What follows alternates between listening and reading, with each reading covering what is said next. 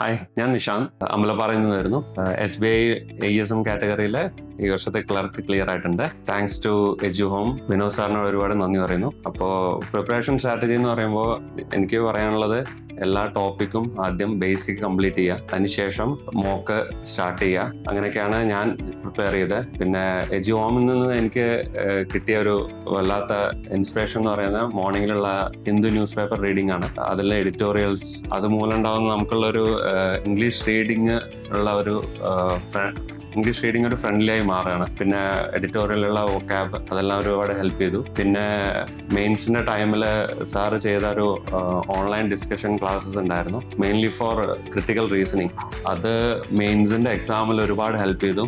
അതിൽ വന്നൊരു around 8 questions അത് കോൺഫിഡൻസോടുകൂടി അറ്റൻഡ് ചെയ്യാൻ പറ്റി.